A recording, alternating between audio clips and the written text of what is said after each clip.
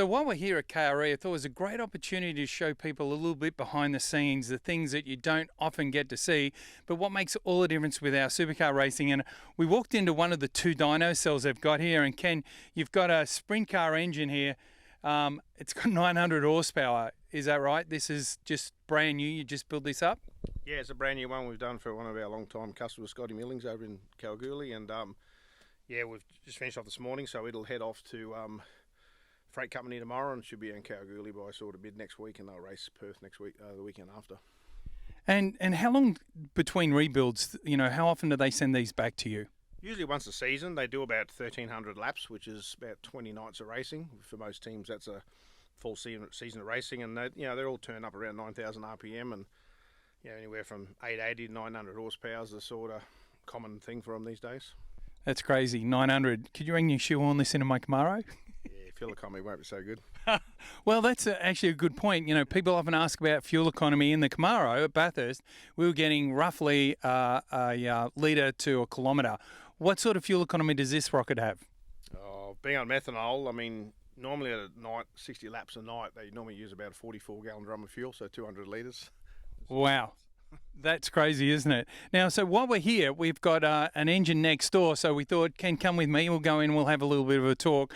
So in the other cell, they've got one of the supercar engines, so it's not running now, but we'll have a look at it and see how it's mounted up. So this is what they look like. So what happens is when the engines get rebuilt, they come in here, you can see this one's all sealed up, so I'm not sure where this has come back and hasn't been apart, or they've come in and sealed it, have they? Has Supercars been here with this? So this is one of the three engines from Bathurst, so Shane's, Brody's and I think Anton's all went back to Supercars for a dyno.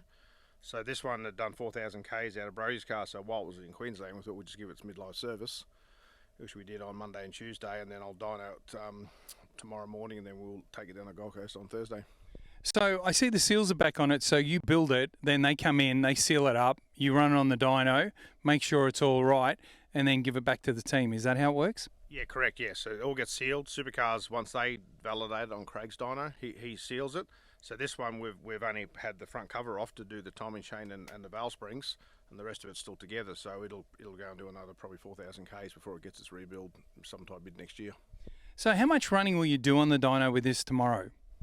Probably about an hour, just to validate, make sure the power's the same, a few checks with the weather, and then it'll come off. And yeah, when we're doing the R&D, we could be on here for a number of days, but with the racing engine stuff, I'll do 15 dyno pulls and just once I get the oil temperature up, and then I'll back to back and go again just to make sure it's all correct, and then they normally go from, once they're not sealed, they'll head off to Supercars dyno for them to validate it. Fantastic. Okay, well, thanks for letting us in and having a look around. Thanks for talking to us about our engine from Bathurst, and that gives you just a little bit of a look behind the scenes with Supercars engines. It's really nice of Ken to let us come in and have a look around.